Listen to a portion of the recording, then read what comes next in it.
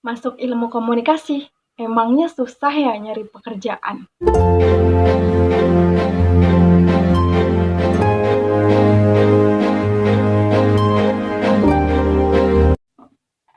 Hai, Assalamualaikum warahmatullahi wabarakatuh. Hi everyone, welcome back to YouTube channel.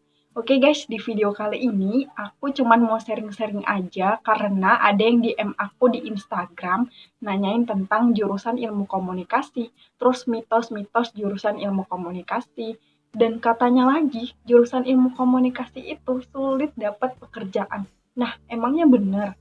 Jadi di video kali ini aku akan bahas tuntas tentang jurusan ilmu komunikasi, yaitu jurusan terfavoritku.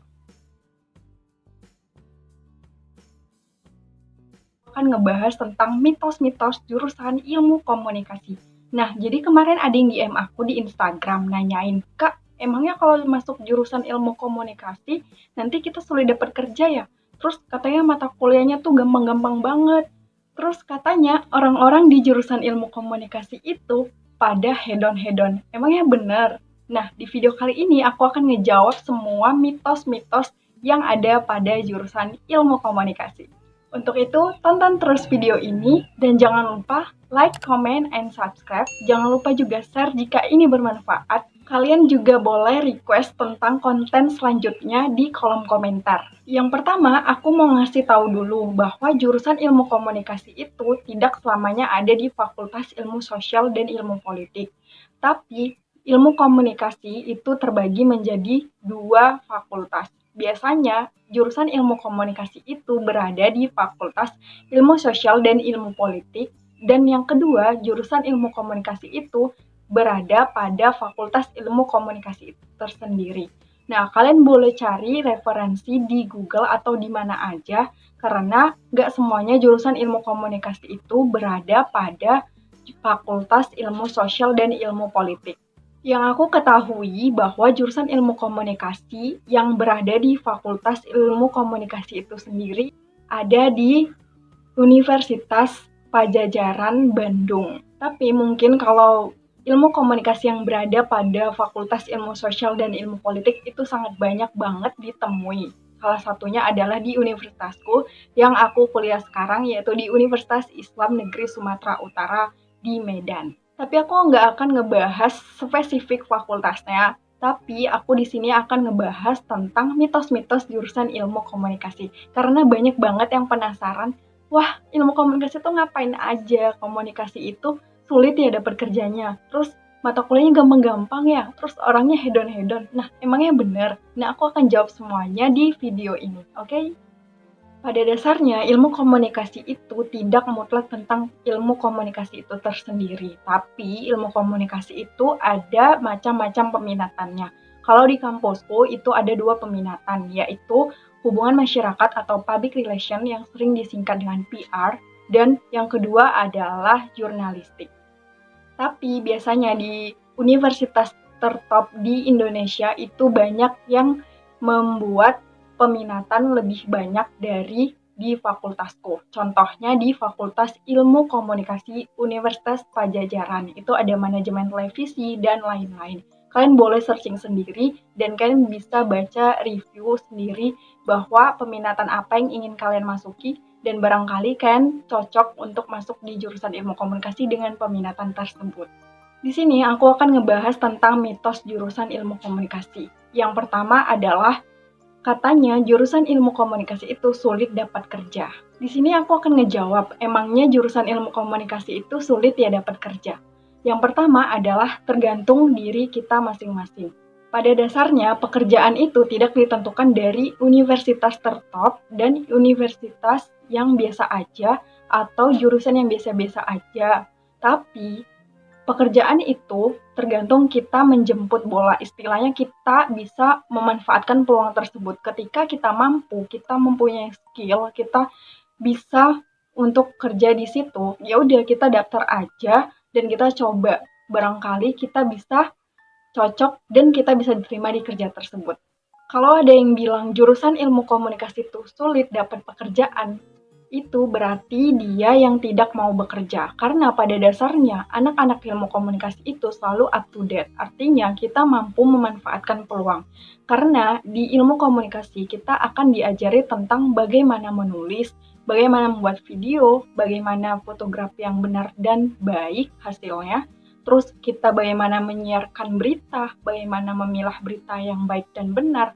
Dan kita harus pandai-pandai membuat karya yang lebih kreatif.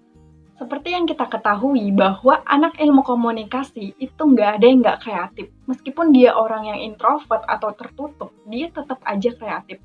Kalau misal dia introvert, tapi dia pandai banget nih dalam hal tulis-menulis. Nah, itu adalah satu kekreatifan. Jadi, kalau masalah pekerjaan, itu tergantung lagi ke pribadi kita. Ada sih beberapa kampus top gitu, atau universitas top, yang membuat para alumni-alumninya itu memberikan pekerjaan yang lebih layak atau yang lebih worth it gitu. Jadi kalau misal kita lulusan top PTN tapi kita nggak punya skill ya sama aja meskipun ada orang dalam, meskipun ada orang-orang alumni yang dari jurusan ilmu komunikasi itu sendiri yang udah ngebantu kita, tapi terakhir kita akan diterima. Tapi pada saat kita ngejalaninnya, kita tuh nggak tahu apa-apa karena kita nggak punya skill. Jadi antara peluang, skill, dan itu semuanya harus dibalanskan atau diseimbangkan. Jadi faktanya bahwa jurusan ilmu komunikasi itu nggak ada yang nggak kerja atau yang nggak ada yang nggak bisa kerja. Bahkan nggak dari jurusan ilmu komunikasi pun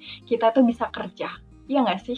Yang kedua adalah mitos jurusan ilmu komunikasi tentang katanya jurusan ilmu komunikasi itu cuman bisa ngomong-ngomong doang. Emangnya benar?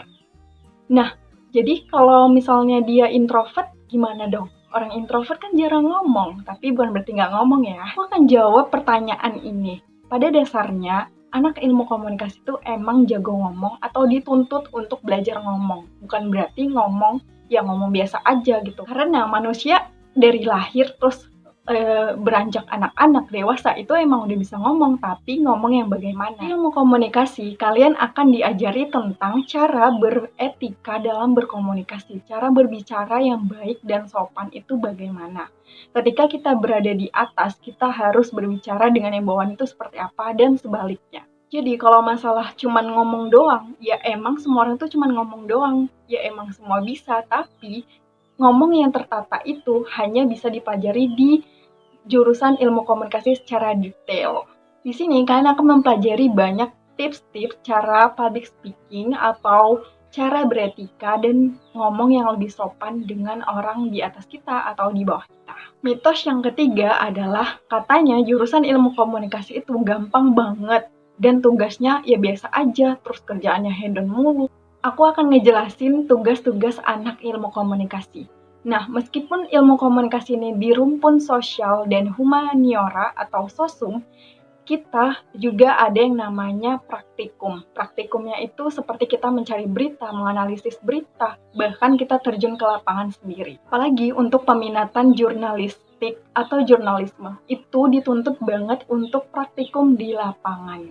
Berhenti berpikir bahwa masuk ilmu komunikasi itu nggak ada praktikum. Kalian salah besar bahwa di sini kita juga dituntut untuk broadcasting yang benar itu gimana sih gitu ya. Kita ngambil tag foto yang benar itu gimana, terus kita jadi penyiar yang benar itu gimana? Di sini kita diajari melalui praktikum tersebut. Biasanya setiap fakultas di universitas itu ada yang namanya lab komunikasi. Kalau di universitasku sendiri itu ada labnya atau studio ilmu komunikasi. Jadi di situ kita akan banyak belajar tentang bagaimana praktikum yang benar terkait jurusan ilmu komunikasi.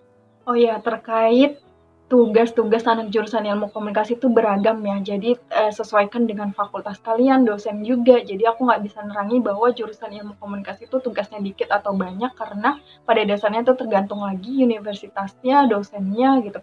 Tapi yang jelas jurusan ilmu komunikasi itu asik kalau kita benar-benar niat, dan akhirnya aku juga bahagia sih masuk di jurusan ilmu komunikasi karena aku bisa diajari tentang nulis, report, terus berita, dan lain-lain. Mitos yang keempat adalah katanya jurusan ilmu komunikasi itu pada hedon-hedon. Ya, mau dibilang hedon, ya hedon, dibilang enggak juga enggak hedon banget gitu ya. Karena pada dasarnya jurusan ilmu komunikasi ini emang merancang ke media gitu. Kalau misal dia jurnalistik, berarti dia terkait dengan kamera. Karena kamera itu harganya mahal mungkin ya. Jadi mungkin didefinisikan sama orang-orang tuh bahwa jurusan ilmu komunikasi itu ya hedon-hedon gitu. Lagi peralatan jurusan ilmu komunikasi itu banyak banget. Ada mikrofon, terus labnya yang wah banget, terus cara menulisnya, terus pokoknya alat-alat di jurusan ilmu komunikasi itu banyak banget. Mungkin itu yang membuat jurusan ilmu komunikasi ini terkenal hedon. Kalau untuk mahasiswa atau mahasiswinya sendiri itu tergantung lagi ke masing-masing orangnya gitu ya. Karena nggak semua orang yang di jurusan ilmu komunikasi itu orang-orang yang kaya atau kelas ke atas, tapi ada juga yang menengah, ke bawah, atau macam-macam lah ya. Namanya juga universitas yang menampung banyak orang. Bahkan jurusan ilmu komunikasi itu ya netral aja gitu. Mau dia kaya, mau dia biasa aja, tetap ada. A few moments later. Dan katanya jurusan ilmu komunikasi itu suka nongkrong-nongkrong di kafe. Nah, pada dasarnya kalau kita kuliah di Sumatera Utara atau Medan, itu tempat-tempat tongkrongan anak kuliahan pada umumnya ya hanya kafe-kafe, tapi ini nggak mahal-mahal banget kok, karena ini relatif murah, dan itu biasanya mahasiswa itu cuma minum doang. Ya mungkin hanya melihat sesekali, tapi pada dasarnya anak ilmu komunikasi itu nggak semuanya hedon-hedon, tergantung lagi kepada pribadinya masing-masing.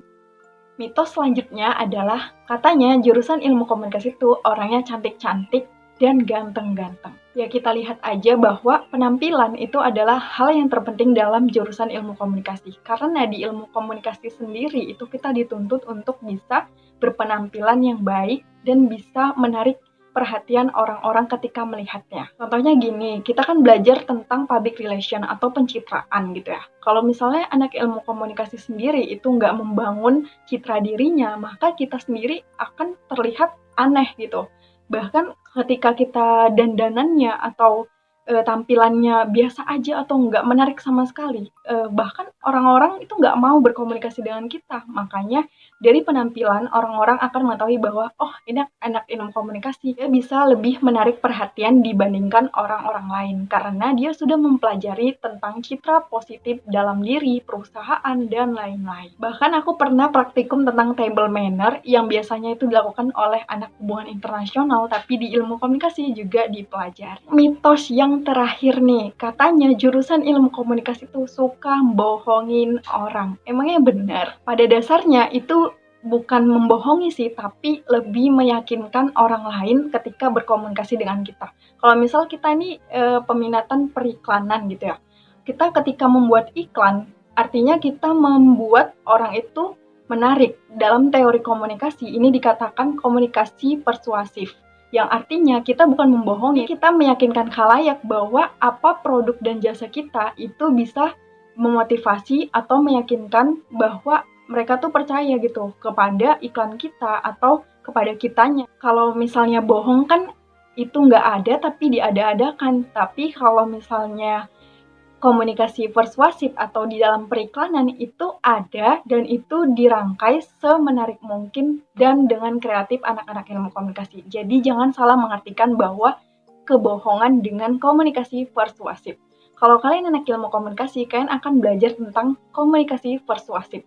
Kalian akan tahu juga tentang periklanan, bagaimana menjaga personal branding dan image di depan khalayak. Dan buat kalian yang mau request konten selanjutnya, boleh banget tulis di kolom komentar atau DM aku atau WhatsApp yang punya nomor WhatsAppku. Buat kalian yang udah nanya tentang jurusanku, terima kasih. Jadi aku lebih bisa menyampaikan banyak tentang jurusanku bahwa mitos tersebut itu nggak ada dan mitos-mitos tersebut bisa dihilangkan dengan berbagai macam cara.